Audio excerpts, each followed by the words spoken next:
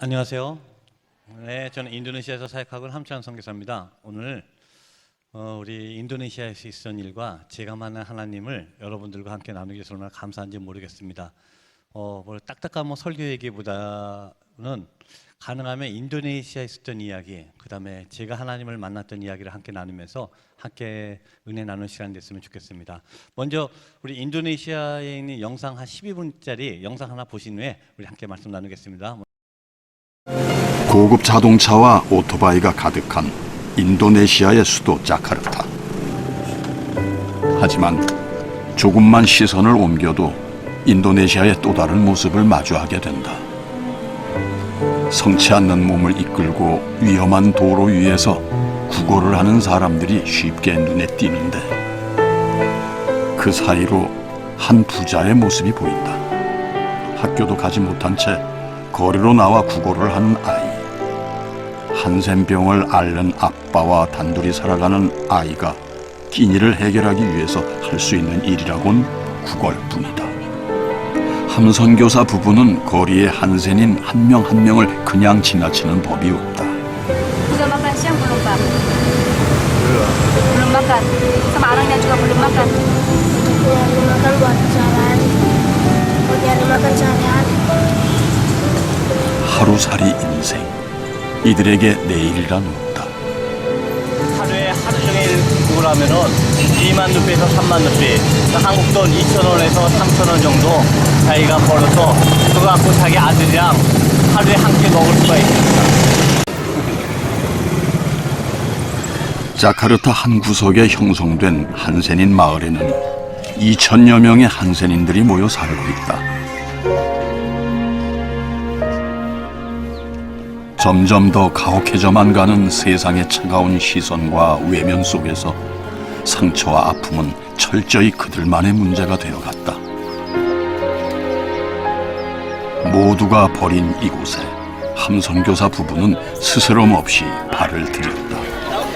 이제 이게 약을 안 쓰면 이제 다리를 자른대요. 자신들의 상처를 스스럼 없이 보여줄 수 있을 만큼 허물없는 사이가 되었지만 면역력이 약한 데다 제대로 된 치료는 꿈꿔보지도 못한 이들에게 상처는 삶 전체의 문제다. 애들을 뭘 먹이겠냐, 자기가 다리를 잘라버리면. 그러니까 잘라서는 다닐 수가 없잖아요. 그나마 이 다리라도 미끌고 다니면서 이제 구걸을 해야 되니까. 솔직히 너무 부끄럽게도 제 자신도 맨 처음에 이 사람들 보고 제가 껴안지를 못했어요. 무섭고 지저분하고 제가 껴안지 못했을 때 저희 집사람이 나 혼자 한 명을 껴안고 막 울면서 기도를 하더라고요. 그래서 제가 집사람한테 물어봤어요. 그 사람 병을 못 가 무섭지 않냐고. 그때 집사람이 저한테 들려준 한마디가 이 사람들도 하나님의 형상으로 만들었잖아. 그런데 왜 이렇게 고통을 받아야 돼? 이 한마디가 제 가슴을 비소같이 찔렀습니다.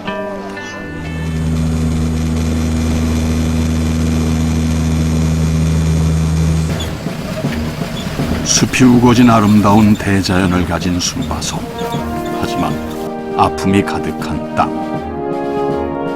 길고 험난한 여정이지만 함선교사 부부가 발걸음을 멈출 수 없는 이유 역시 이들의 아픔을 함께하기 위함일 터. 꼬박 반나절이 걸려 겨우 한 마을에 도착한 부부.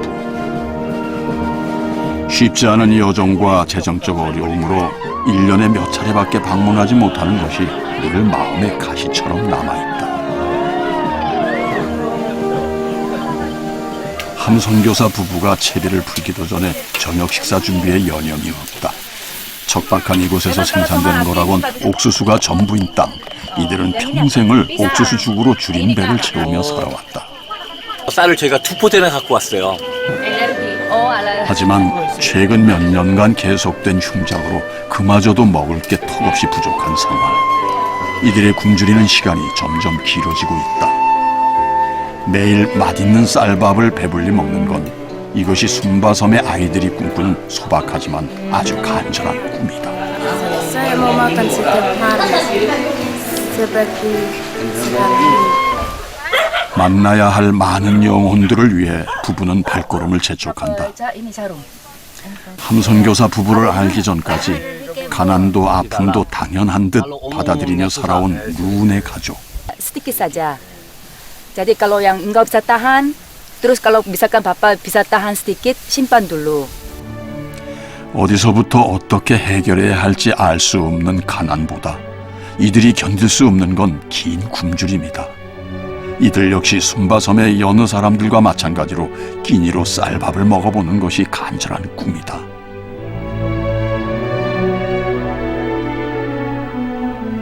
Saya setiap hari ingin mau makan nasi putih.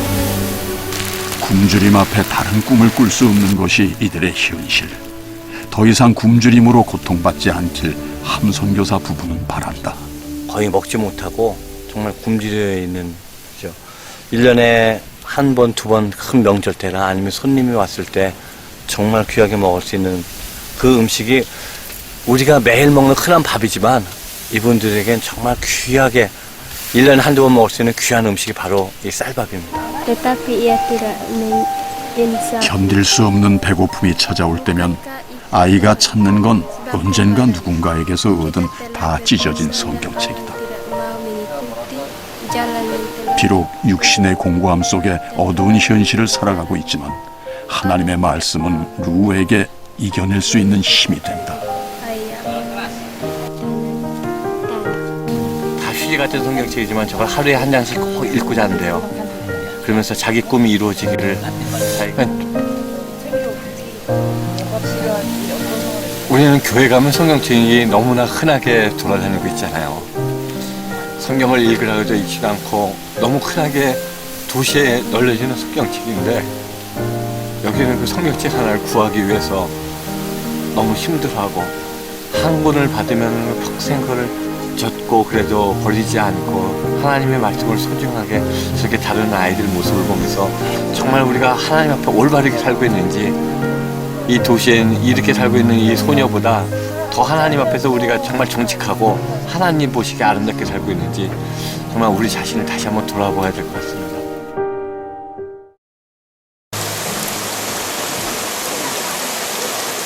긴 여정에 반갑지 않은 손님을 만났다.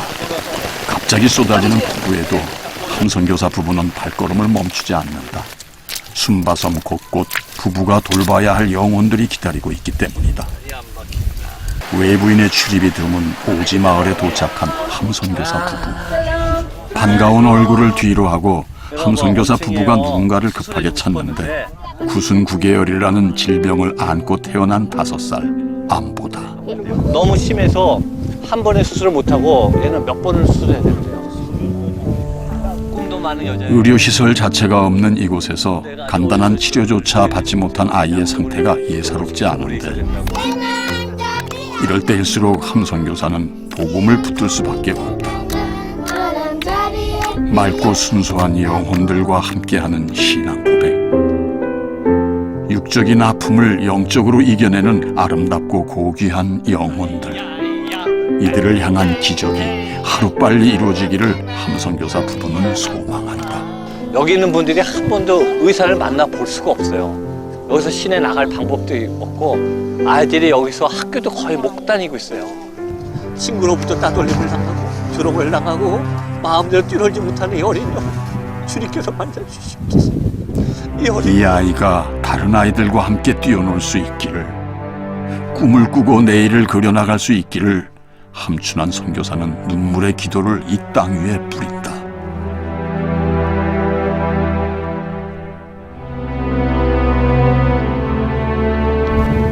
아두 밤새 비바람이 숨바섬을 휩쓴 다음 날 샬롬 샬롬. 이 그러자냐 박예만아. Inilah keadaannya nih, Pak. 아두 나무와 짚으로 얼기설기 지어놓은 교회가 비바람에 힘없이 무너지고 말았다. 가난과 아픔, 배고픔마저 잊게 해주던 신앙. 복음을 들을 수 있던 유일한 공간이 사라졌지만 어떻게 할 힘도 방법도 모르는 이들의 처참함 앞에 김성애 선교사는 할 말을 잃었다. 하나님 앞에 너무 죄송한 것 같아요. 저희들이 사는 집은 가만히 따져보면 가장 좋은 것으로, 가장 예쁜 것으로 장식하고 거기다 돈을 투자하고 이러면서도 정말 우리가 정말 하나님의 성전에 내가 먼저 하나님 앞에 회개를 드렸습니다. 하지만 복음이 있기에 순바섬에도 희망이 있다. 인도네시아 전역에서 복음화율이 가장 높은 순바섬.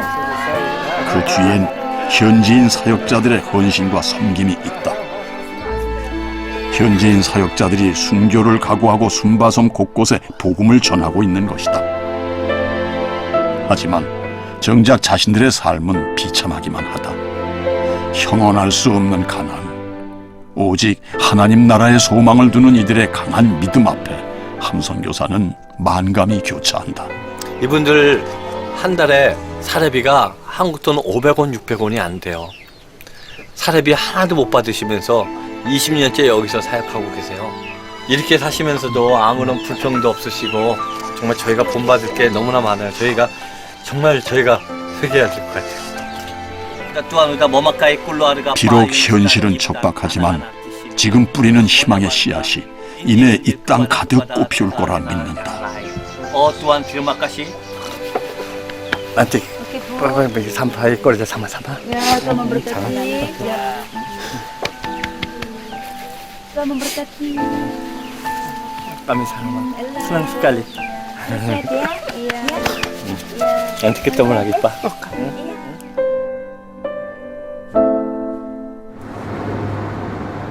수도 자카르타에서 비행기로 1시간 떨어진 소도시 말랑. 말랑 지역의 유일한 기독교 대학. 십수년 전 많은 기독교 학교가 재정난을 겪으며 이슬람으로 넘어갈 때 크리스천 학생들에게 마지막으로 남은 교육의 장소인 이 학교를 함선교사 부부가 맡아 지금까지 운영하고 있다. Pak Ham bersama Ibu Sarah di UKJW ini sangat membantu kami, terutama secara spirit kami, secara segi semangat kami juga mereka sangat membantu. Bagaimana kami bisa berkuliah gitu. UKJW hanya satu-satunya universitas Kristen di Malang. Dan kalau UKJW ditutup 300여 명의 학생들이 무료로 공부하기에 부족한 재정은 매일매일 위기로 다가온다. 하지만 함선교사 부부가 이 학교를 포기할 수 없는 건 학생들의 꿈을 지켜주기 위함이다. 85만의 이슬람 학생들 가운데 남아있는 300명의 기독교 학생들입니다. 가난한 기독교 아이들이 공부할 곳이 없기 때문에 저희가 부족한 재정이지만 전액 장학금을 받고 공부하고 있습니다. 다윗과 골리앗 같은 싸움이지만 이들을 통해 인도네시아가 변하는 그날이 반드시 오리라 믿습니다. 젊은 아이들에게 꿈을 주기 위해서 공부하지 못한 아이들에게 공부할 기회를 줌으로써 기독교 학생들이 기독교 교육을 받고 자라나도록 저희가 그들에게 희망을 주고자 합니다. 여러분, 많은 사람이 선교합니다. 여러분, 많은 사람이 여러분들에게 선교가 뭐냐고 물는다면 뭐라고 대답하시겠어요? 과연 선교가 무엇일까 한번 생각해 보셨습니까? 첫 번째 우리 말씀을 볼까요? 하나만 네. 우리 요한복음 3장 16절 여러분이 너무나 잘 아시는 구절이죠. 우리 한 목소리로 크게 읽습니다. 시작.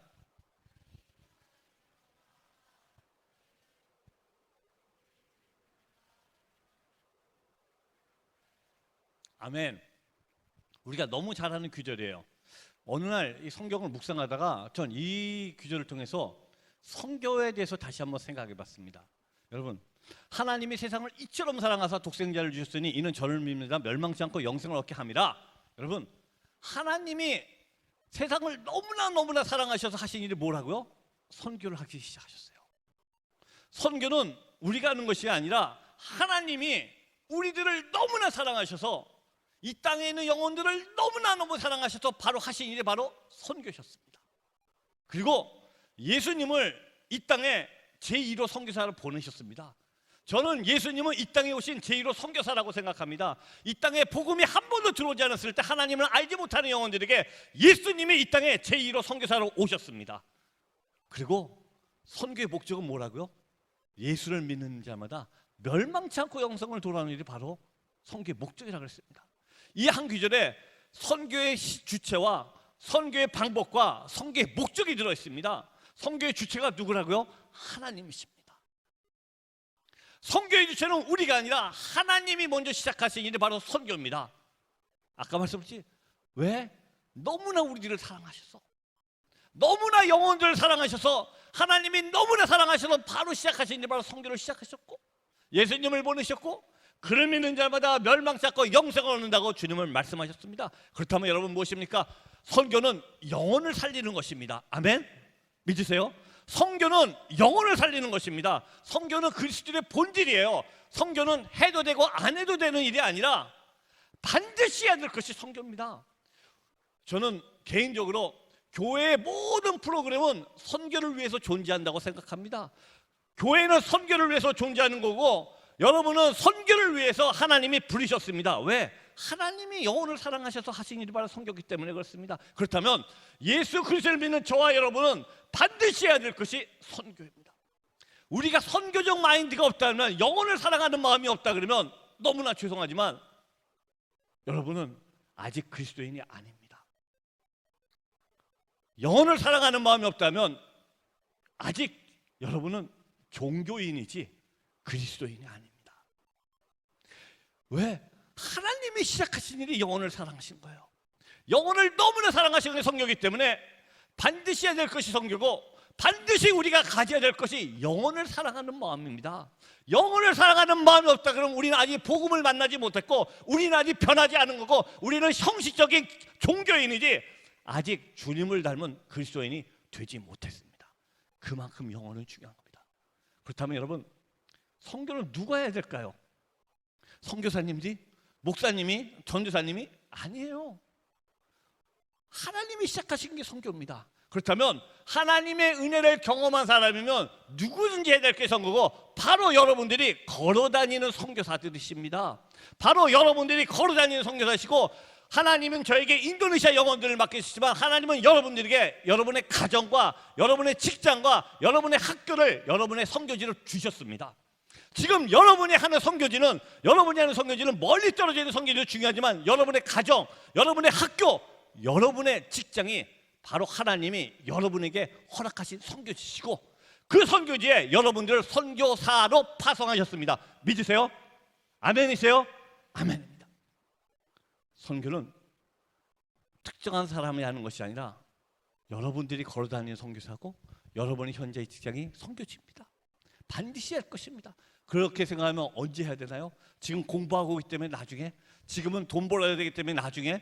아니 지금은 딴 계획이 있어서 나중에? 아니에요. 영혼을 살리는 거예요. 옆에 영혼이 죽어가고 있는데, 옆에 여러분의 이웃이 죽어가고 있는데 여러분 그들을 바라만 보고 계실 겁니까? 선교는 바로 지금 하셔야 됩니다. 선교는 here and now, 바로 내가 있는 곳에서 지금 해야 되는 것이 바로 선교라고 생각합니다. 하나만 넘기시죠. 그렇다면 선교의 주체는 알겠는데, 그럼 선교가 무엇일까요? 어떻게 해야지 선교할 수 있을까요? 사도행전 3장 3절부터 6절을 읽다가 이 말씀에 대해서 한번 생각해 보았습니다. 여러분, 사도행전 3장 3절부터 6절 여러분이 너무나 잘 아는 구절이에요. 제9시에 많은 사람들이 기도하러 들어갑니다. 그때 안젤베이가 한 명 있었어요. 그렇죠? 그래서 베드로와 요한이 들어간 걸 보고 안젤베이가 구걸했더니 베드로와 요한이 그를 주목해서 바라보고 우리를 보라 그랬습니다. 그래서 우리를 쳐다봤을 때 은과 금은 없지만 내게는 예수님을 놀아주는 장면, 너무나 잘 아는 구절이에요. 그런데 이 구절에 3장 3절부터 6절보다 읽다 보면은 똑같은 단어가 4번이 반복됩니다. 제가 빨간 걸로 해놓으시죠. 보고 보고 보고 보다. 한국어로는 보다 보다 보다 보다였습니다.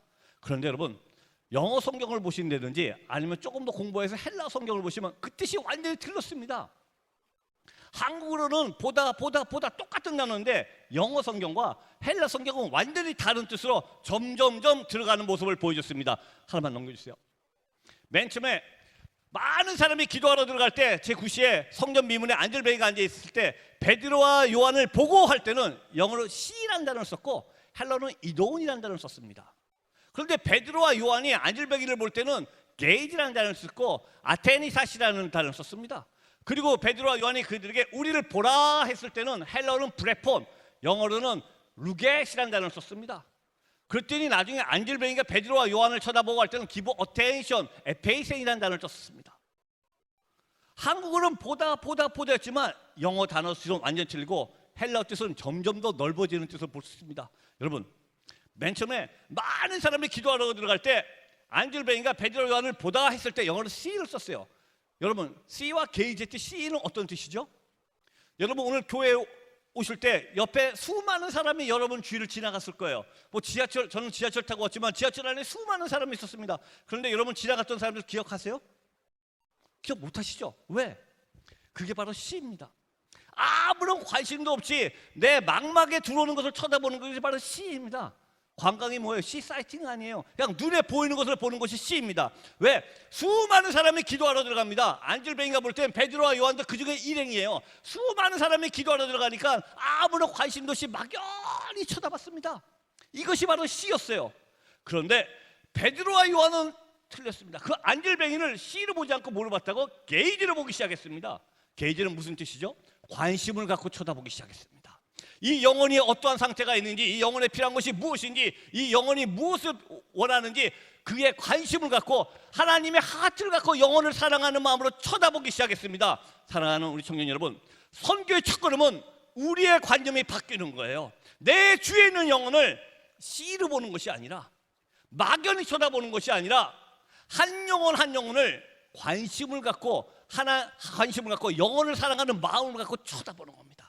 선교의 첫걸음은 복잡한 것이 아니라 우리의 사고관념이 바뀌는 거예요. 하나님이 나에게 붙여주신 영혼을 씨로 보는 것이 아니라 영혼을 사랑하는 마음으로 게이지로 쳐다보는 거예요. 한 명 한 명의 관심을 갖고 쳐다보는 거예요. 내 이웃이 현재 어떠한 상태에 있는지, 내 동료가 현재 무엇이 필요한지, 이 사람의 영적 상태가 어떻게 되는지 관심을 갖고 쳐다보는 거예요. 이것이 바로 선교의 첫걸음이었습니다. 그런데 두 번째 더 놀라운 일을 보러 갑니다. 베드로와 요한이 안젤뱅이에게 뭐라 그랬죠? 우리를 보라 그랬습니다. Look at us. Look at us. 얼마나 멋있는 단어입니까? 관심을 갖고 쳐다보는 것만이 아니라 선교의 두 번째 걸음은 그들 앞에 우리의 모습을 보여주라는 것입니다. 아직 세상 사람들에게 안 믿는 영혼들에게 여러분의 삶의 모습을 보여주라는 거예요. 여러분의 삶을 통해서 복음이 나타나는 모습을 보여주라는 것입니다. 여러분의 삶 속에 있는 예수 그리스도를 보여주라는 것이에요. 말로만 사랑한다고 하지 말고, 말로만 예수 믿으라고 하지 말고, 말로만 복음을 전하지 말고 여러분의 삶을 통해서 복음을 나타내라는 거예요. 이 얼마나 멋있는 단어입니까? 세상을 향해 외치는 겁니다. 세상 사람들 우리를 보십시오. 나의 삶을 보십시오. 우리의 가정의 삶을 보십시오. 이것이 그리스도의 삶의 모습입니다. 우리 가정이 그리스도의 가정의 모습입니다. 우리 교회의 공동체가 이게 진정한 교회의 모습이라고 보여주라는 거예요. 그들에게 외칠 수 있어야 된다는 겁니다. 말로. 여러분, 어떤 목사님이 이런 말씀하셨습니다. 복음에는 두 가지 종류가 있대요. 하나는 듣는 복음이고 하나는 듣는 복음이고 하나는 보는 복음이라고 그러셨습니다. 듣는 복음은 선교사님이나 목사님을 통해서 말로 듣는 것이 듣는 복음이에요. 그런데 더 중요한 복음은 무엇이냐? 그리스도인들의 삶을 통해서 보여지는 복음이에요. 입으로만 복음을 전하는 것이 아니라 아무리 입으로 전해도 행동에 그들의 삶 속에서 예수 그리스도가 나타나지 않으면 그분은 죽은 그리스도인입니다. 우리의 삶 속에서 예수 그리스도의 모습이 나타나지 않으면 그것은 반쪽짜리 그리스도인입니다. 하나님이 더 중요하시다는 것은 여러분의 일상생활을 통해서 보여지는 복음이 나타나길 원하십니다. 그래서 여러분들 동료들에게 보여주는 거예요. 우리를 보아라. 내 삶을 보아라. 나의 모습을 보아라. 이것이 진정한 기독교의 모습이다. 이것이 진정한 십자가의 모습이라고 보여주라는 것입니다. 여러분 동의하십니까? 아멘이세요? 아멘. 그러면 아무리 우리가 복음을 전해도, 하나님의 말씀을 전해도 저와 여러분의 삶 속에서 진정한 예수의 냄새가 나타나지 않는다면, 진정한 섬김의 모습이 나타나지 않는다면, 진정한 십자가의 모습이 나타나지 않는다면 그것은 반쪽짜리 복음입니다. 진정한 복음은 저와 여러분의 삶 속에서 아무리 감추려고 그래도 나타나고 품어지는 그 예수의 향기, 예수의 모습이 진짜 복음이라 믿습니다. 베드로와 요한이 그들에게 우리를 보라고 얘기했습니다. 그랬더니 여러분, 안젤뱅이가 맨 처음 베드로와 요한을 어떻게 봤죠? 씨로 봤어요. 그런데 그들 앞에 진정한 그리스도인의 모습을 보여줬을 때 안질뱅이 태도가 바뀌었습니다. 맨 처음에는 C로 봤는데 지금은 기브 어텐션에서 쳐다보기 시작합니다. 사랑하는 우리 청년 여러분, 우리가 안 믿는 동료, 안 믿는 영혼들에게 여러분의 삶 속에서 나타나는 예수 그리스도의 모습을 보여줄 때 그들이 우리를 관심을 갖고 기브 어텐션하기 시작합니다. 아, 저 사람은 예수 믿는 사람들이었는데 어떻게 이런 상황에서 찬양할 수 있을까? 아니, 저 사람은 예수 믿는 사람들인데 어떻게 이런 상황에서 감사를 할 수 있을까?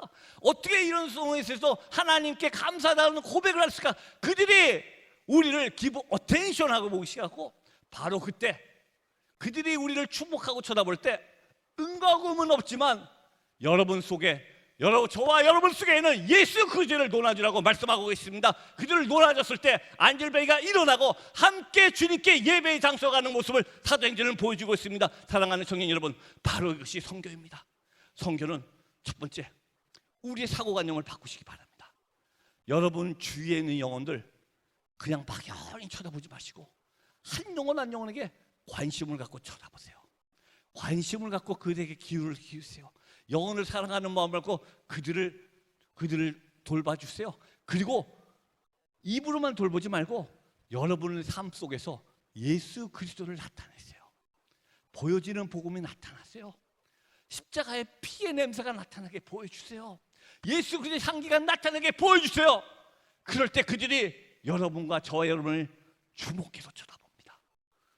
비록 나에게는 은과 금은 없지만 저와 여러분 속에 있는 생명의 근원이신 예수 그리스도를 높여주시기 바랍니다. 우리가 그럴 때 그분들도 우리와 함께 예배의 장소로 나가는 모습을 보여줄 수가 있습니다. 잠시 여러분께 제 이야기를 하나 할게요. 저는 그리스도 집안에서 태어났습니다. 3남매 중에 장남이었어요. 어머님 권사님, 할머니 권사님이셨어요. 근데 3남매 중에 저는 이상하게 교회 가기가 너무너무 싫었습니다. 교회 갔더니 너무너무 따분한 거예요. 그래서 어렸을 때부터 교회를 가기 싫어갖고 교회를 가본 적이 없어요. 중고등학교 때는 대학교 공부해야 된다고 핑계대고 안 갔습니다. 저는 1년에 교회를 딱 3번만 갔었습니다. 가 드렸으면 됐어요. 목사님이 우리 어머님께 권사님 첫째 아들은 이렇게 교회를 한 번도 안 나와요. 이런 말 하시니까 언제 가냐면은 창립기념일, 부활절, 성탄절 1년에 딱 3번만 가면 저는 면피가 됐습니다. 그 교회를 가지 않았어요. 그리고 고등학교 때다가 대학을 딱 갔더니 그 다음에 대학 갔더니 놀기 바빠서 그 다음에 갈 시간이 없더라고요. LT 가고 MT 가고 점점 교회와는 멀어졌어요. 어머니가 아무리 교회 가자고 그러지만 전 교회가 너무너무 싫었어요. 가면 너무 고리타분하더라고. 지루하고. 그래서 정말 교회 가기 싫었어요. 그러자 저는 이제 외국어 대학을 다녔는데 외대에서 저희 집사람을 만나서 대학교 4학년 때 결혼했습니다. 담임 목사님이 주례받으시고 교회에서 결혼을 했음에도 불구하고 교회와는 점점 멀어졌어요. 전 대학을 졸업하고 SK에 입사했어요. SK 입사했더니 제가 모르고 있던 밤문화가 저를 기다리고 있었어요. 정말 전혀 몰랐던 밤문화가 기다리는데 일주일에 4일, 5일을 어떻게 집에 들어가는지 기억이 안 날 정도로 사회에 깊숙이 빠졌습니다. 그러다 1989년도에 SK에서 인도네시아 지사로 발령을 냈어요. 인도네시아 지사를 갔더니 그 다음부터는 완전히 제 세상입니다. 왜? 한국에 있을 때는 어머니 할머니 눈치 보느라고 교회를 1년에 3번을 끌려갔었는데 이제 그나마도 필요 없는 거예요. 제 마음대로 살았습니다. 제가 저희 집사람 교회 다닌다고 구박을 무지하게 했던 사람이에요. 교회는 쓸데없이 수요일날은 뭐하러 가고 금요일날은 뭐하러 가고 주일날 한 번 가 드리면 됐지. 저희 집사람이 성가대 반주하고 있었는데 당신 없으면 그 성가대는 도대체 망해. 혼자 교회를 다 해. 당신 없으면 그 교회 도대체 망해. 그래서 제가 집사람 교회 다닌다고 구박을 무지하게 했던 거예요. 너무 창피하게 골프 치러 가야 되는데 집사람이 교회 간다고 저보고 오늘 교회 제대로 나가서 화가 나서 골프채까지 막 집어던지면서 교회 못 가게 구박했던 사람이었습니다. 그런데 제 나이 36살 됐을 때 우리 교회에 대학 직속 선배가 한 분 계셨어요. 근데 선배님이 성격이 약간 좀 까칠하신 분이에요. 그래갖고 후배들한테 이렇게 말씀 테이프를 놓아주고 들어보라고 하시는 분이에요. 그러면 좋은데 꼭 말씀 테이프를 준 후에 일주일 후에 꼭 물어봐요. 그 안에 어떠한 내용이었냐고. 대답을 못하면 선배님이 되게 막 화를 내시는 분이에요. 아니 후배 녀석이 선배가 하나 줬으면 그거 들어볼 성의도 없냐고 막 화내시는 분이에요. 워낙 무서운 선배님이라서 막 도망다니다가 하루는 딱 걸렸습니다. 하나도 아니고 주기도문 강의라고 6개 있는 말씀 테이프를 주시면서 들어보라는 거예요.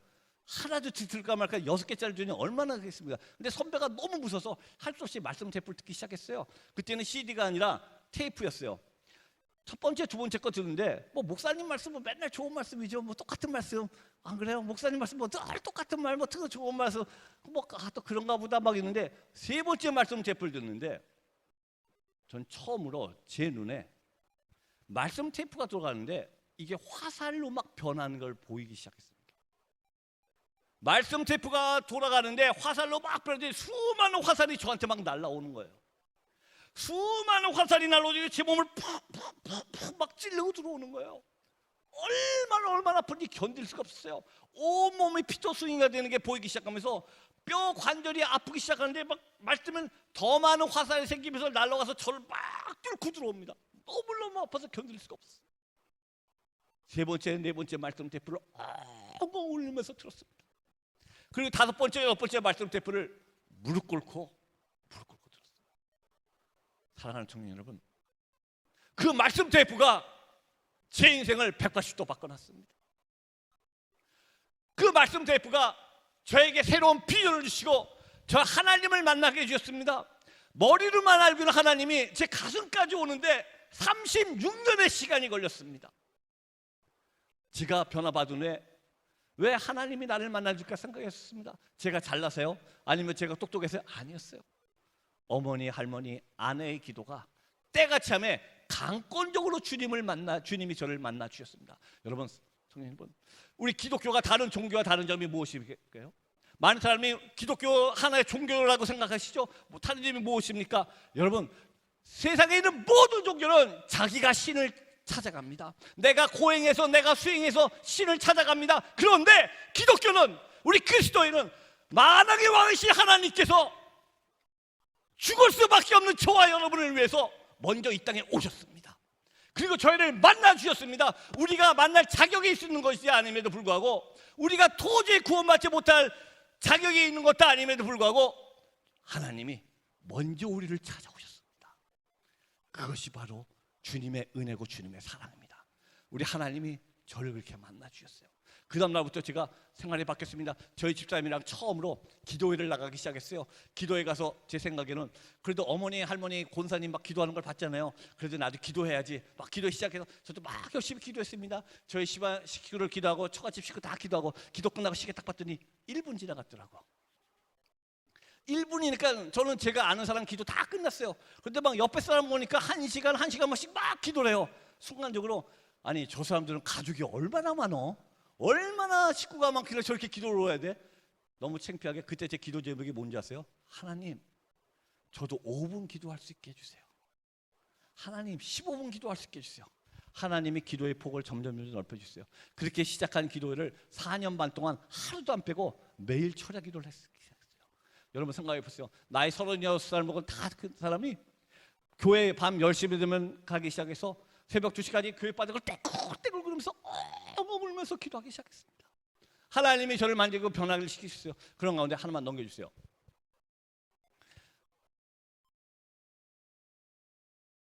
이게 먼저 나왔구나.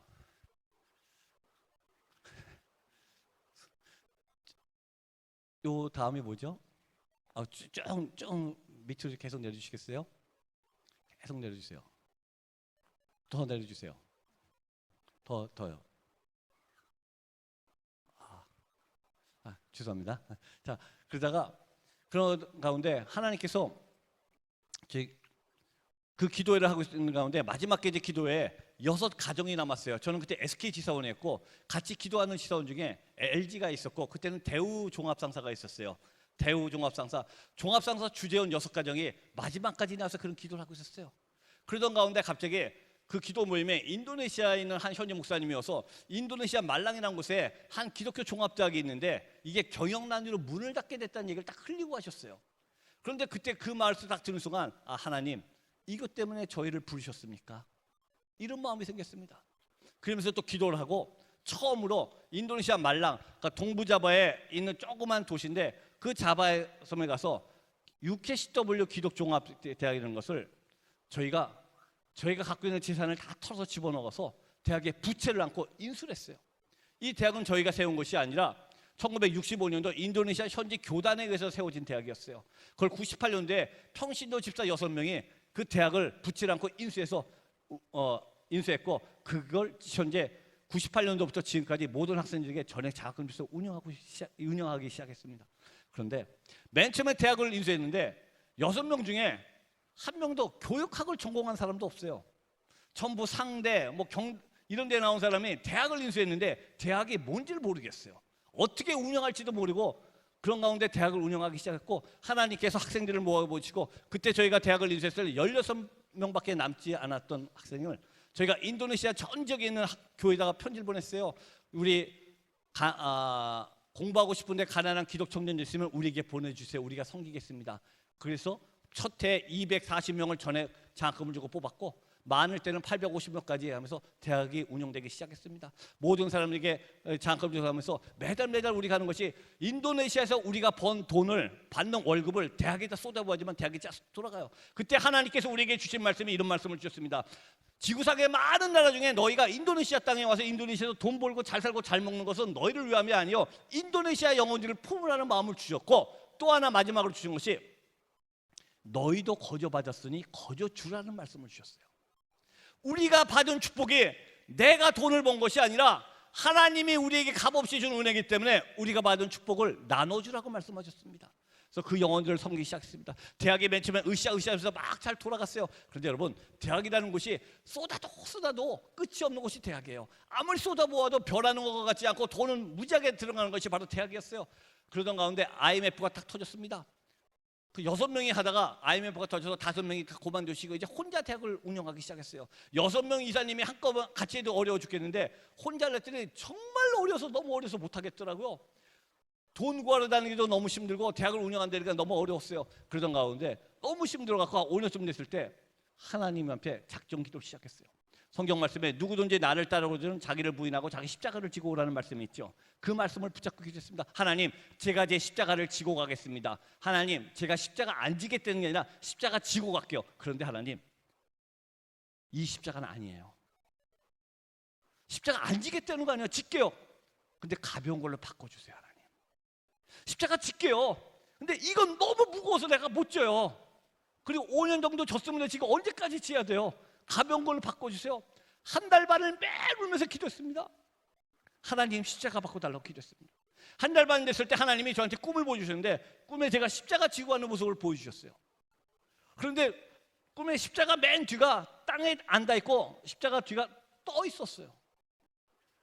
그리고 꿈에 자세히 봤더니 맨 뒤를 헬리콥터가 들고 있었어요. 그리고 십자가 앞이 제 어깨에 완전히 닿지 않고 떠 있었어요. 십자가가 제 어깨에서 수평을 이뤄서 떠갖고 맨 뒤를 헬리콥터가 들고 있었습니다. 아침에 일어났더니 하나님이 이렇게 얘기하시는 것 같아요. 너 나한테 십자가 무겁다고 바꿔달라 그랬지? 하시면서 주님이 하시는 말씀이 그런데 너 봤니? 하시더니 너 십자가 진 적 없다 하시더라고요. 너 십자가 진 적 없다 하시면서 너는 지고 가는 척만 했을 뿐이다. 내가 너한테 비전 주고 사명 주고 네가 감당하지 못할 건 내가 다 알기 때문에 내가 다 들고 갔는데 네가 왜 무겁다 그러니? 네가 왜 무겁다 그러니? 막 꾸짖으시더라고요. 사랑하는 청년 여러분, 때때로 여러분 교회 일하다가 아니면 가정일이나 학교 일을 하다가 너무 혼자 무겁다고 생각하신 적 없으세요? 왜 나 혼자 이렇게 무거운 십자가 지고 한다고 생각한 적 없어요? 여러분 아닙니다. 하나님이 우리에게 직책 주시고 사명 주고 비전 주셨고 하나님은 우리가 그 감당하지 못할 걸 아시고 계십니다. 하나님은 우리가 그 하나님이 주신 사명 비전 감당할 능력이 없음을 알고 계시기 때문에 우리가 하는 것이 아니라 주님이 들고 가셨습니다. 저는 그때까지만 해도 제가 하나님의 일을 하는 줄 알았어요. 아니에요. 하나님의 일은 하나님이 하십니다. 하나님은 하나님이 하시는 거지 우리가 하는 것이 절대로 아니었습니다. 우리 하나님은 어떤 하나님이세요? 만유의 하나님이세요. 하나님이 모든 일을 다 하실 수가 있어요. 왜? 여러분 말씀으로 이 지구를 이 세계를 창조하신 분이세요. 왜 그런 분이 혼자서 못하시겠습니까? 모든 영혼을 다 구원하실 수가 있음에도 불구하고 하나님은 하나님이 받으실 영광 속에 저와 여러분을 참여시키기 원하세요.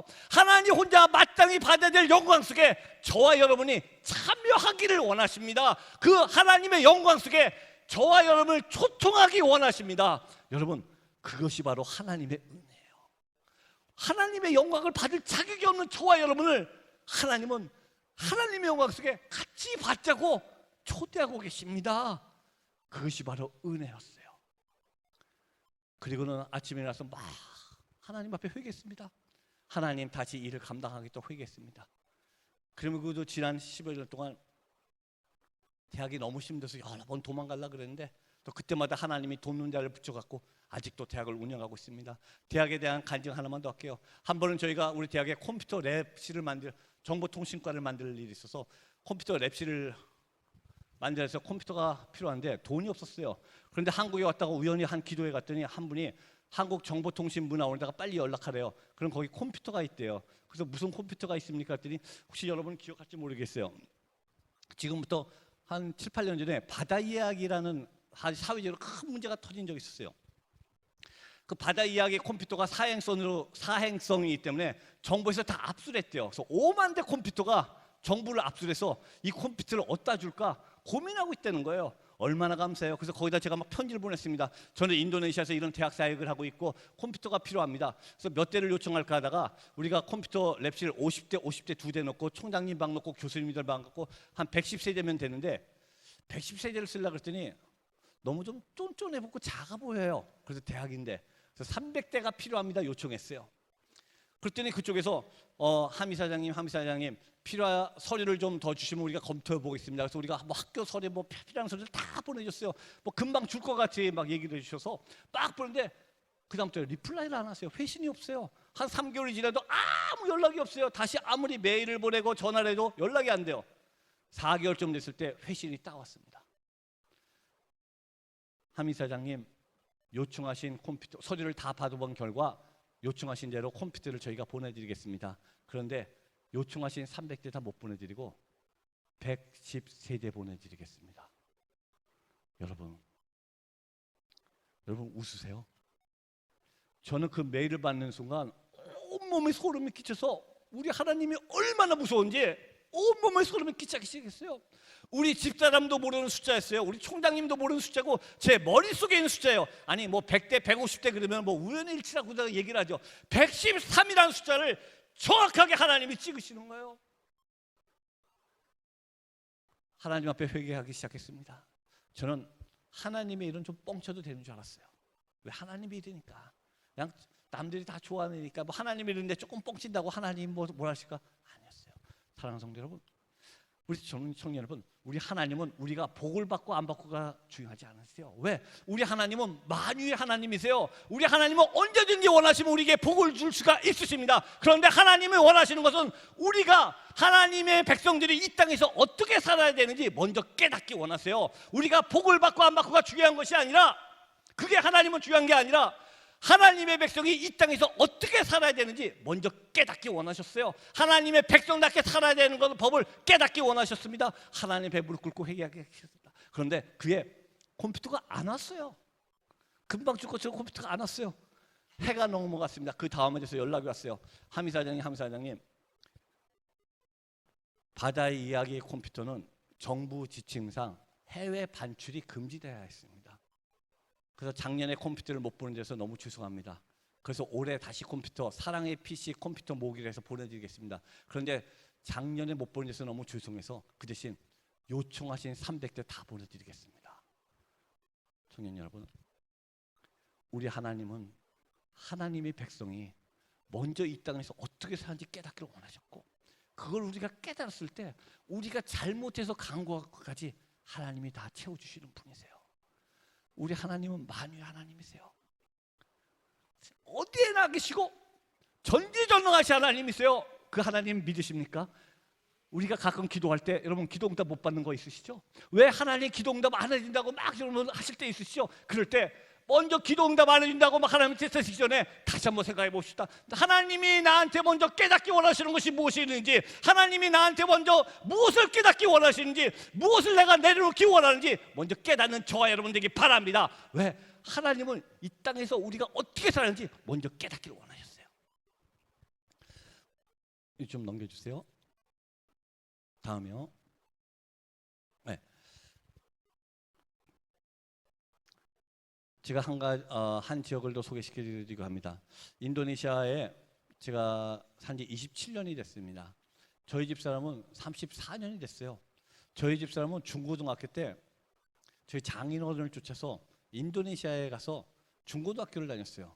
근데 놀랍게도 그때 장인어른께서 보통 외국에 나가면은 자녀들을 인터내셔널 스쿨을 보내실 텐데 참 그때 장인어른께서 무슨 생각하시는지 저희 집사람을 로컬 스쿨에 보내셨어요.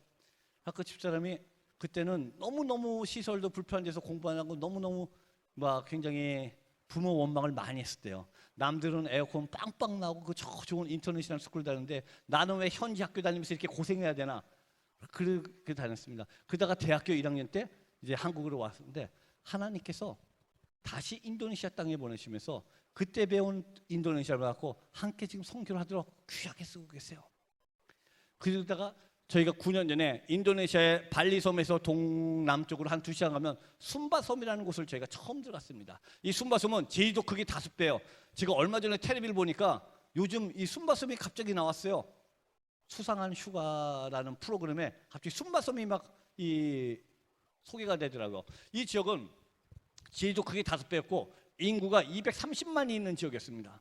그런데 이 지역을 처음에 딱 갔더니 얼마나 땅이 척박한지 아무것도 없는 죽어있는 땅이었습니다. 보통 여러분 인도네시아 그러면 밀림을 생각하시죠. 푸른 초원을 생각하시죠. 그런데 이 땅은 완전히 사막 같은 땅이었습니다. 땅이 죽어있고 쌀 농사가 되지 않고 먹을 물이 없는 지역이었습니다. 그런데 놀랍게도 이 지역에는 30%가 기독교인이고 10%가 이슬람이고 60%가 이런 정령신앙 속에 살고 있었어요. 보이세요?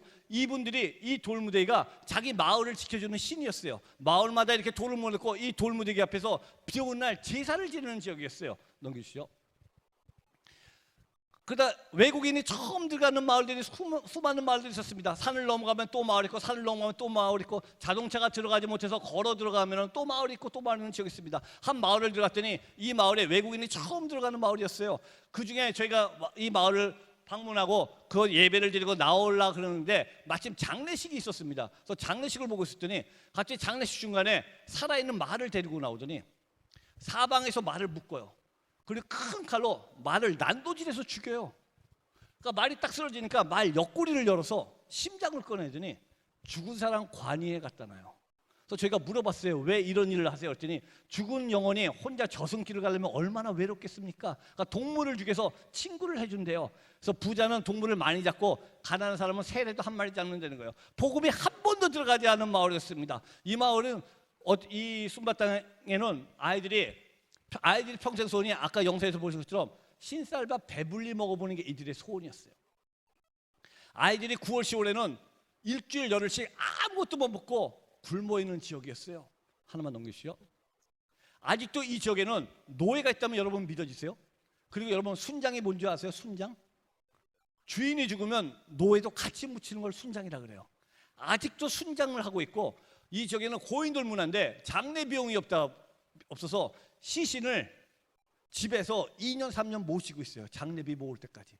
그리고 시신한테 아침 점심 저녁으로 밥을 갖다 주는 지역이었어요.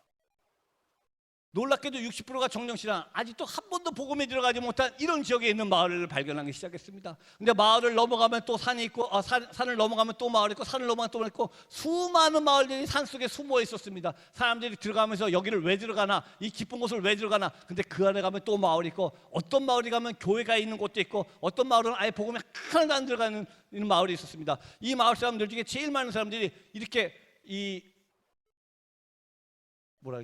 종양들이 호기 가서 굉장히 많았어요. 이 마을에는 병원이 전혀 없었습니다. 학교도 없었고 식수가 없어서 아이들이 말을 길고 식수 구하러 3시간 4시간 산 밑에 가서 먹을 물을 찾아갖고 오는 지역이었어요.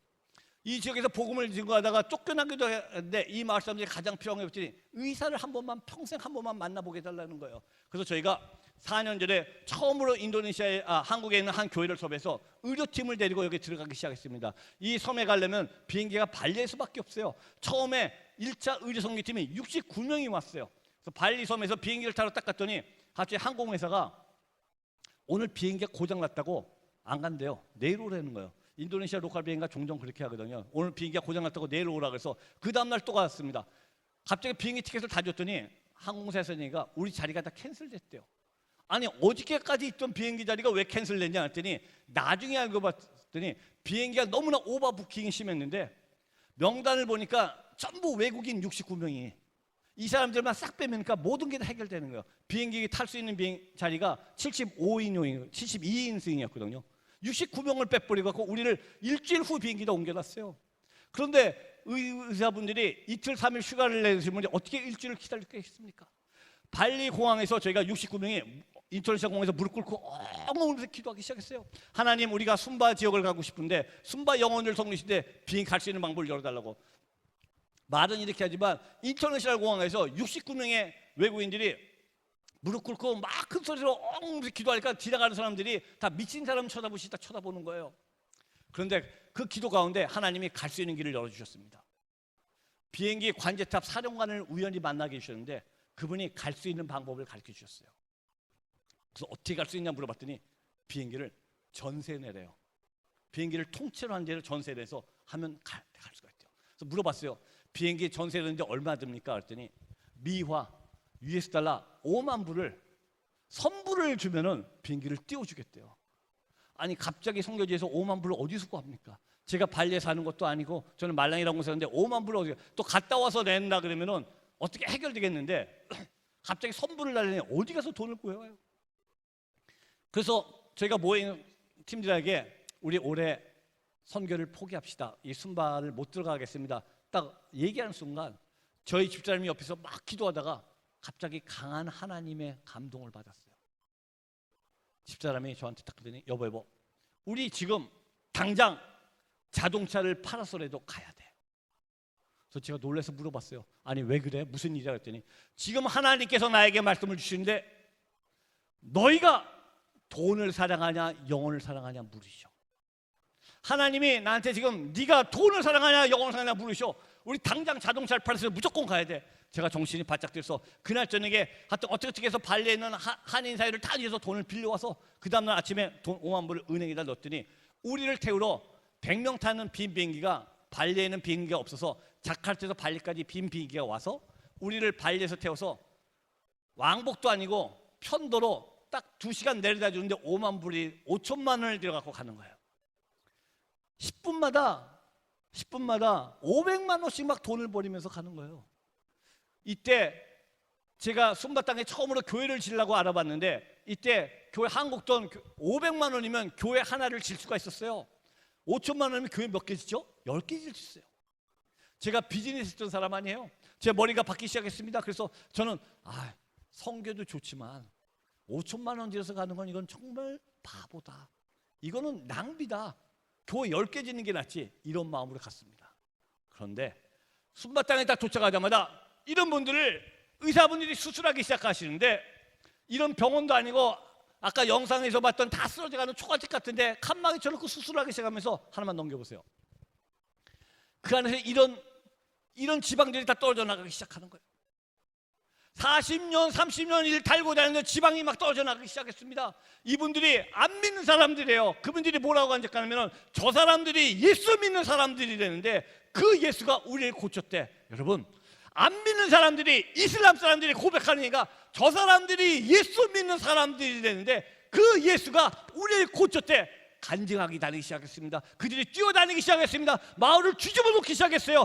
복음이 한 번도 들어가지 않았던 마을이 완전히 주님 앞에 꿇고 마을 전체가 뒤집어지기 시작했습니다. 사랑하는 청년 여러분, 우리가 5천만 원 줘서 가는 거 바보 같은 짓이에요. 그거는 인간적인 사람적인 계획으로 보면 사람적인 경작으로 보면 그건 낭비였어요. 그런데 하나님의 관점에서 보면은 하나님의 영혼 사랑하는 관점에서 보면은 하나님은 돈보다 영혼을 사랑하시기 때문에 하나님이 원하는 시점에 어떠한 정보를 줘서 가라고 하나님이 말씀하셨습니다. 사랑하는 청년 여러분, 여러분 청년들 교회에서 선교 나가실 있으시죠?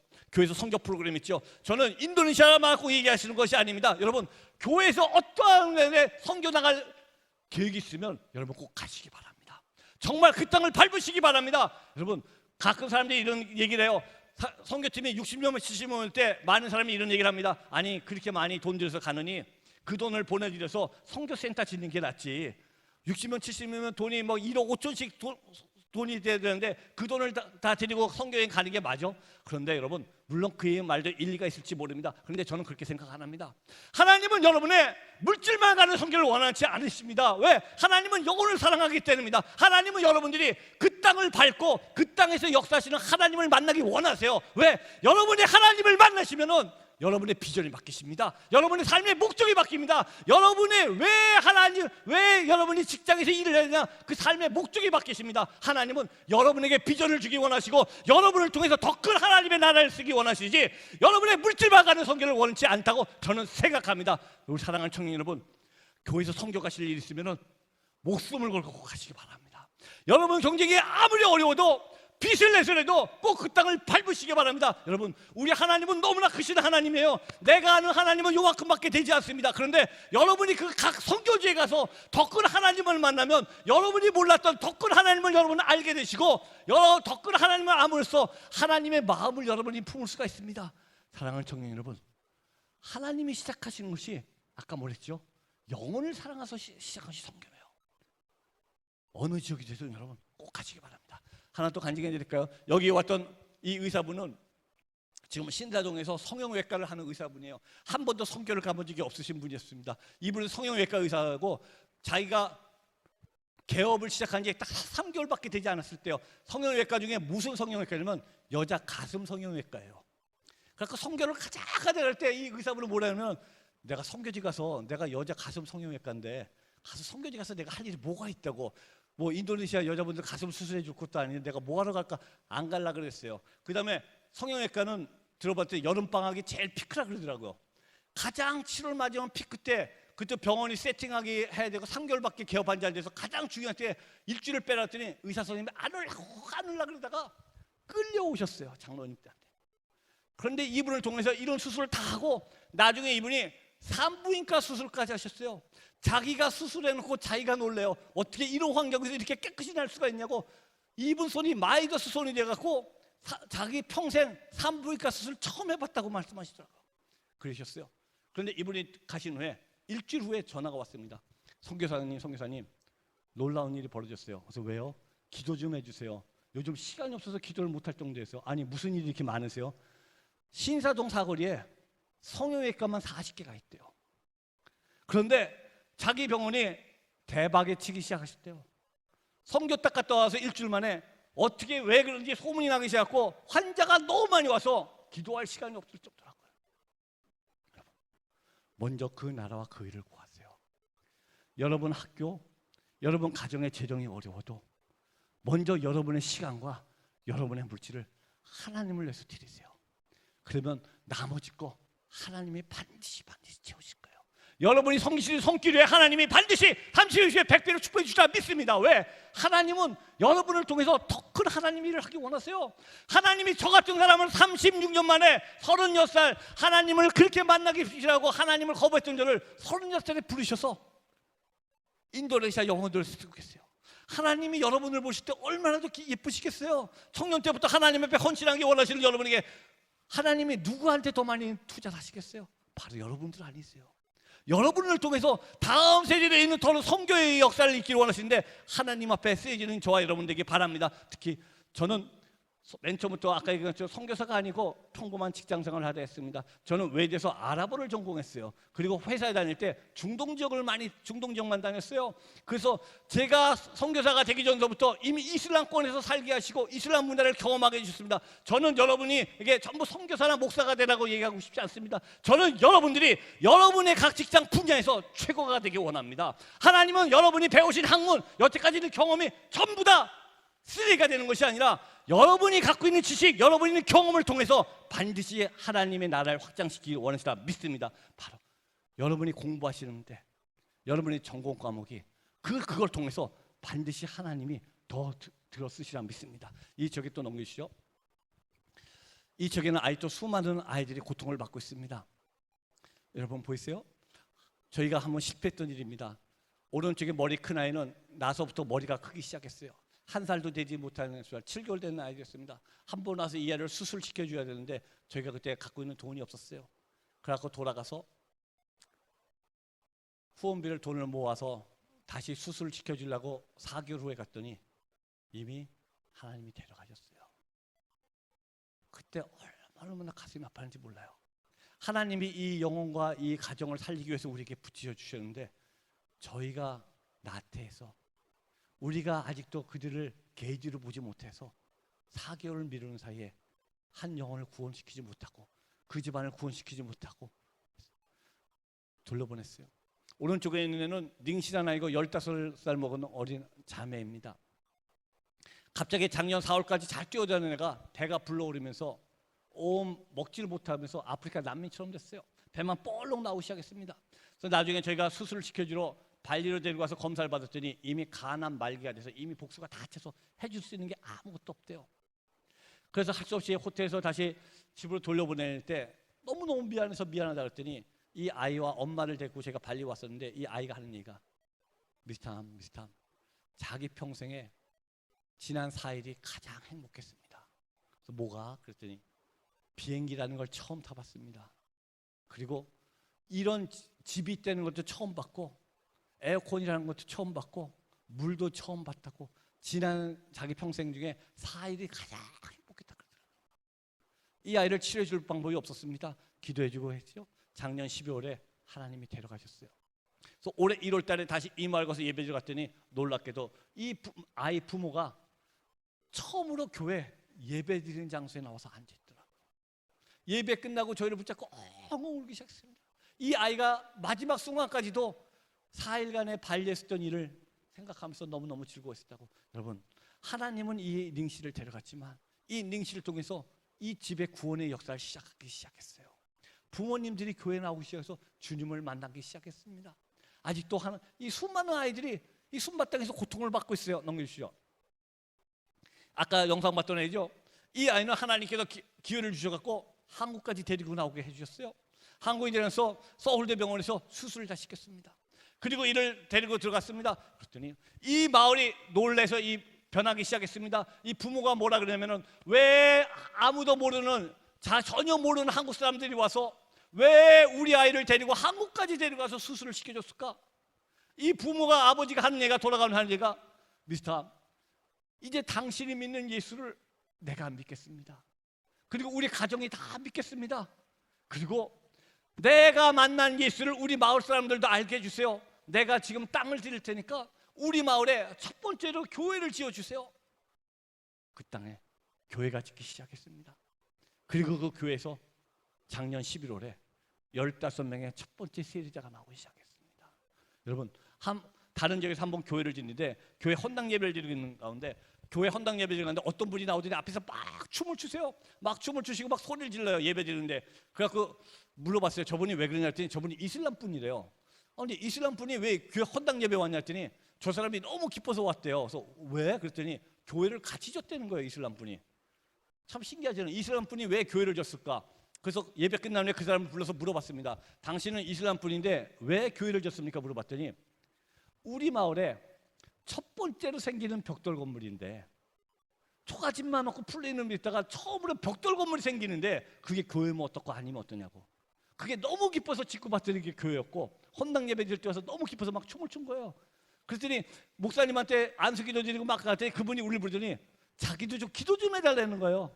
당신이 믿는 예수님을 기도를 해달라는 거예요. 기도해 드리고 왔습니다. 여러분, 그분이 자기 가정과 자기 옆에 있는 이슬람 가정 3가정을 데리고 지금 3년째 얼마나 열심히 교회 나오고 계십니다. 여러분, 사랑하는 청년 여러분, 하나님이 시작하시니 뭐라고요? 영혼을 사랑하시는 일이었어요. 영혼을 사랑해서 그들에게 생명 대신 예수를 나눠주기 원하셨습니다. 그들이 육체적인 고통만 받는 것이 아니라 영적인 하나님이 구원을 주기 위해서 생명을 논하주셨습니다. 죽어가고 있는 땅에게 아무 생명이 없는 땅에게 생명이 들어가기 시작했습니다. 넘겨주시죠. 여러분 보이세요? 이 강대상 보이세요? 이게 제가 이 순바땅에서 처음으로 맨 처음에 설교했던 강대상입니다.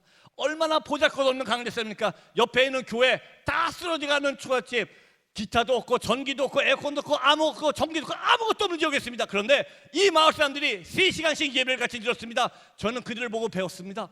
사랑하는 청년 여러분, 우리가 예배 드리는데 전기가 들어오고 안 들어오고 에어컨이 들어오고 음향이 있고 없고 아무런 문제가 되지 않았습니다. 때때로 우리는 너무나 많은 걸 가지고 있어서 가장 귀중한 예배의 기쁨을 놓칠 때가 너무나 많았습니다. 우린 너무나 많은 것을 가지고 있어서 가장 귀중한 예배의 기쁨을 놓칠 때가 많았습니다. 이들은 갖고 있는 건 아무것도 없지만 진정한 예배의 기쁨을 가지고 있었습니다. 청년 여러분, 청년 여러분, 예배 기쁨을 간직하시는 저 여러분 되기 바랍니다. 어떠한 상황에서도 어떠한 조건에서도 예배에 대한 소망이 있다면 아무것도 문제가 되지 않았습니다. 저는 이 주를 통해서 배웠습니다. 넘겨주시죠.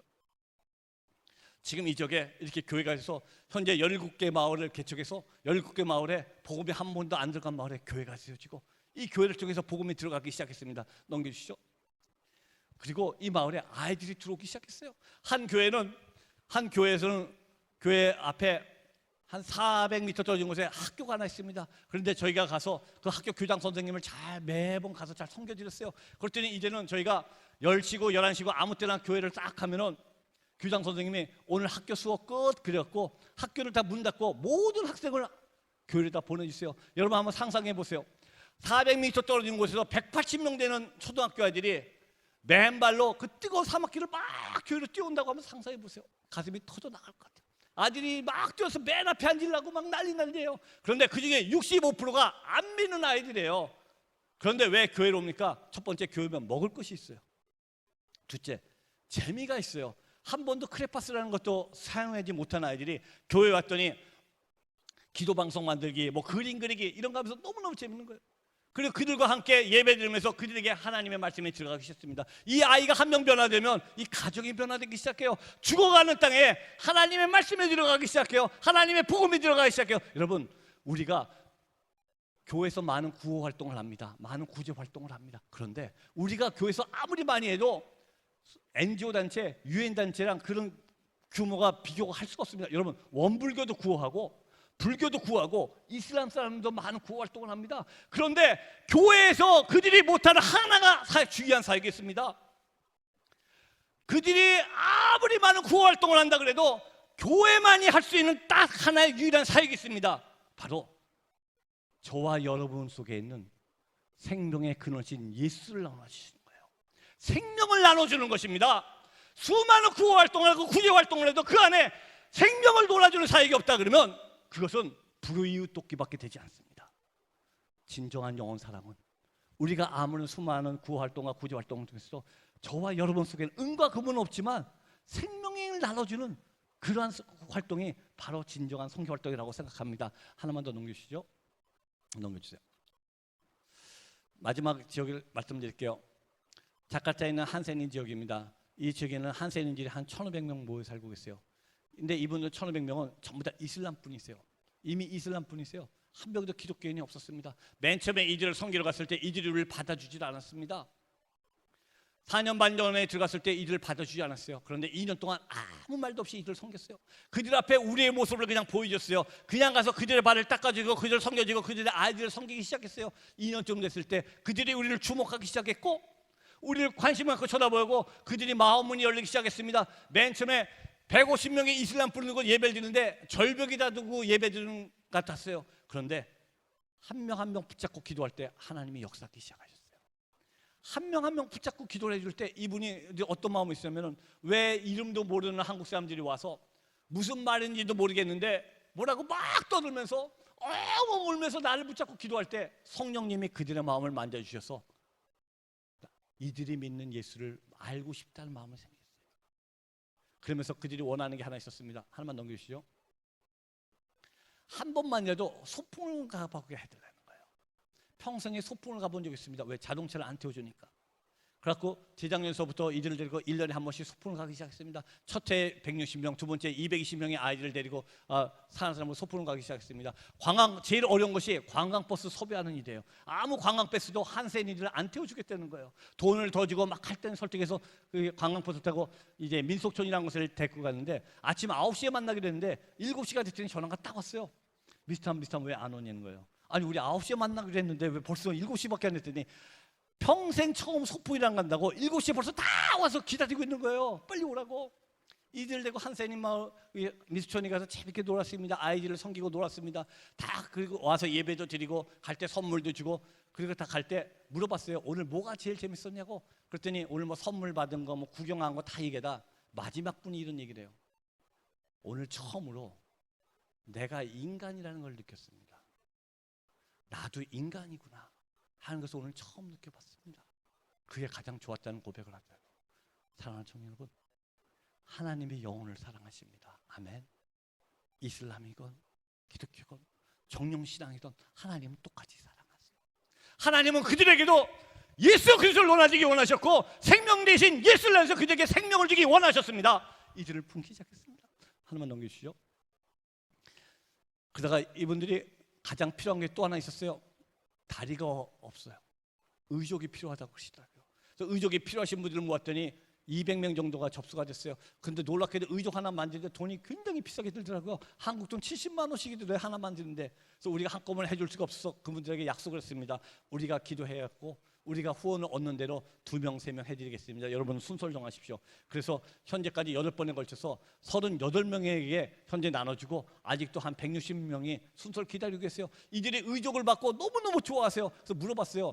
의족을 받더니 뭐가 제일 좋은데 이렇게 좋아하냐고 했더니 구걸하러 멀리 갈 수 있대요.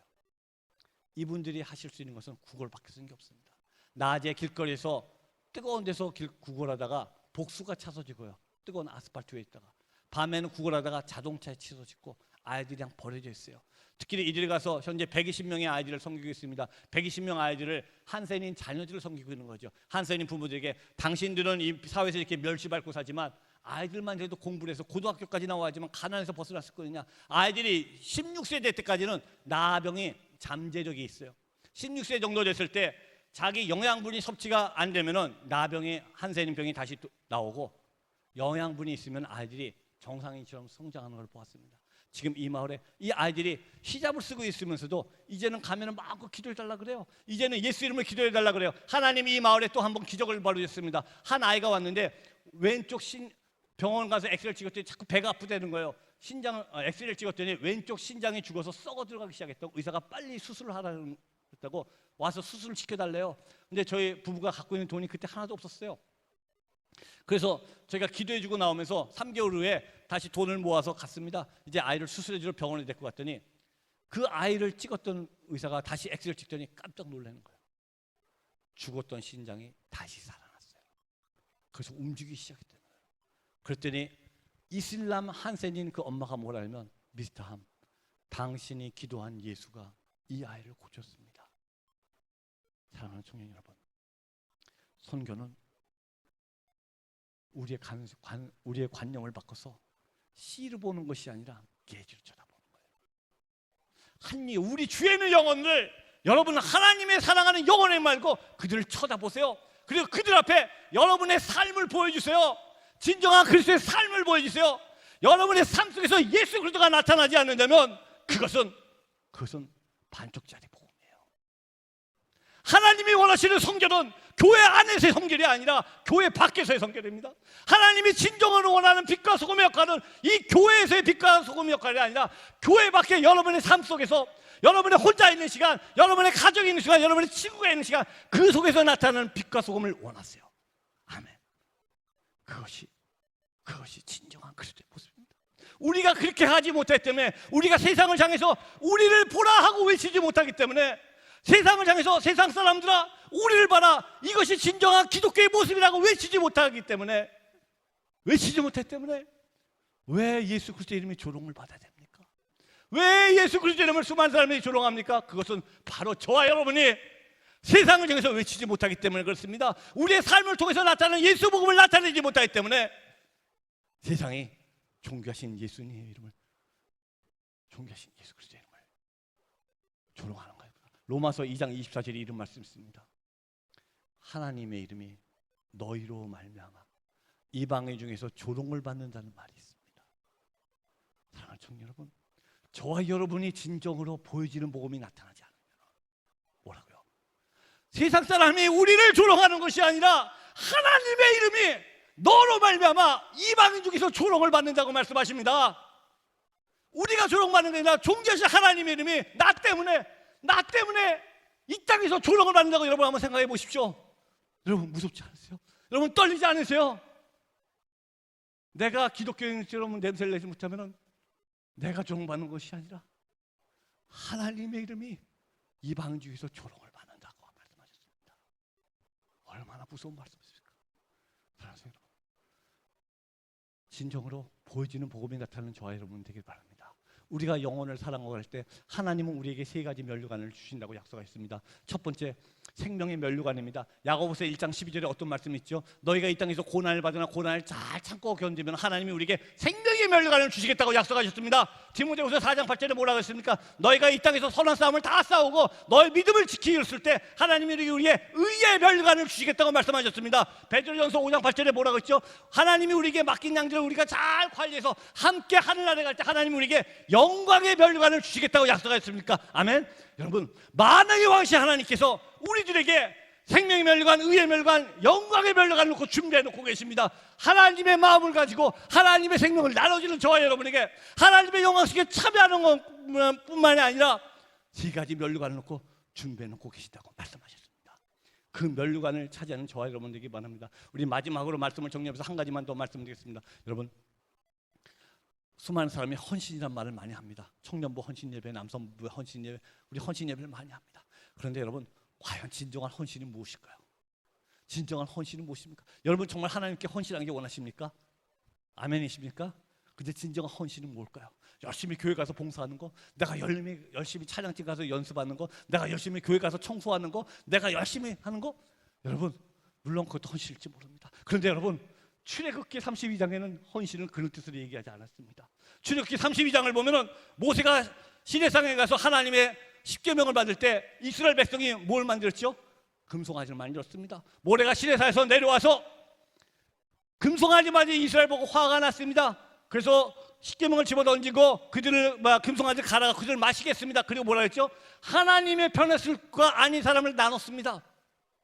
그리고 하나님의 편에 쓴 사람한테 뭐라 그랬습니까?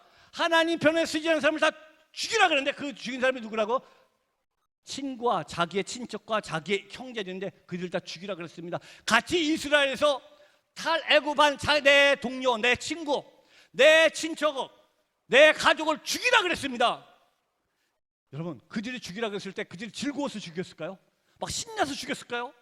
아니, 여러분 친척과 여러분 형제를 죽이라 했는데 그들이 신나서 죽였을까요? 아니, 얼마나 가슴이 아팠겠습니까? 차마 못 죽였는데 왜 죽였을까요? 하나님이 명령하시니까 주를 죽이기 시작했습니다. 그랬더니 그들 다 죽였더니 모세가 뭐라 했습니까? 너희가 오늘날 하나님께 헌신하였다고 말씀하셨습니다. 너희가 오늘날 하나님께 헌신하시면 하나님이 너희에게 복을 주신다고 말씀합니다. 여러분, 헌신은 여러분이 열심히 가서 일하는 것이 헌신이 아닙니다. 여러분이 열심히 가서 봉사하는 것이 그것만이 헌신이 아닙니다. 진정한 헌신은 내가 하나님 편에 서지 못하고 있는 것, 하나님 편에 나가는데 방해하고 있는 것이 있다면 아무리 중요한 거라도 내가 이것만은 놓지 못하고 가슴 아픈 것들에도 그걸 잘라버리는 것이 헌신이라고 성경은 얘기하고 있습니다. 하나님 편에 서지 못한 나의 모든 부분 중에 내 친척, 내 형제들같이 정말 내 가슴을 도려내는 것 같은 아픔이 있지만 하나님 편에 나가는데 그걸 방해하는 것처럼 그걸 잘라버리는 것이 헌신이라고 성경은 출애굽기 얘기하고 있습니다. 사랑하는 청년 여러분, 진정으로 주님 앞에 헌신하기 원하십니까? 하나님 편에 서지 못하고 하나님 편에 나가야지 그걸 방해하는 것이면 그들을 잘라버리는 저와 여러분 되기 바랍니다. 선교는 그 내가 갖고 있는 것을 헌신하면서 내 아픔을 도려내면서도 영혼을 사랑하기 때문에 그 영혼들을 품는 것이 바로 선교라고 생각합니다. 청년 여러분, 하나님의 비전을 함께 나누시기 바랍니다. 하나님의 꿈을 가지세요. 지금에 만족하지 마시고 여러분 기도하세요. 하나님, 나를 통해서 어떤 일을 하기 원하세요? 하나님, 나를 통해서 나를 어떻게 더 쓰기 원하세요? 하나님, 나에게 어떤 비전을 부어주기 원하세요? 그 비전을 받으시고 아까 간증한처럼 하나님의 비전 사명 우리가 감당하지 못할 것 주님이 아시기 때문에 주님께서 들고 하십니다. 내게 능력 주시면서 내가 모든 것을 할 수 있느냐? 내가 모든 것을 할 수 있느냐가 아닙니다. 성경을 보시면은 내게 능력 주시는 자 안에서 내가 모든 것을 감당할 수 있는, 내가 어떤 일을 하는 것이 아닙니다. 하나님이 내게 능력을 주시면은 하나님이 나에게 맡겨주신 사명 비명을 우리는 감당할 뿐입니다. 영혼을 품는 거 우리 힘으로 하지 못합니다. 영혼을 살리는 거 우리 힘으로 하지 못합니다. 그런데 하나님의 비전을 갖고 하나님의 말씀을 따르면 하나님이 우리에게 능력을 주셔서 그래서 우리가 감당할 뿐입니다. 아멘. 우리 시간 우리 한번 찬양하면서 한번 기도했으면 좋겠습니다. 아까 예배합니다. 그렇죠? 여러분, 아직도 수많은 영혼들이 주님의 말씀을 한 번도 듣지 못하고 죽어가고 있습니다. 선교는 나중에 하는 것이 아니라 여러분 지금 여러분이 있는 자리에서 바로 시작했던 게 선교입니다. 하나님이 인도네시아 땅을 저에게 선교지를 주신 것처럼 여러분이 맡기시는 가정, 학교, 직장이 바로 여러분의 선교지고 여러분은 그곳에 파송된 선교사입니다. 그 선교사의 역할을 감당하시는 저 여러분 되게 됩니다. 여러분 속에 있는 은과 금은 내게 없겠지만 여러분 속에 있는 생명의 근원이신 예수 그리스도 생명을 놀아줌으로써 안젤뱅이가 그들과 함께 예배드렸다고 말씀하셨습니다. 아직도 주님을 알지 못한 영혼들이 저와 여러분을 통해서 그들이 예수를 알게 하시고 생명을 얻게 하시고 그들도 함께 예배의 자리로 초청하는 저와 여러분들에게 바랍니다. 이 시간 우리 다 같이 일어서 우리 한번 찬양하기 원합니다. 예배합니다. 우리 찬양하시네 우리 한 목소리 한번 기도하기 원합니다.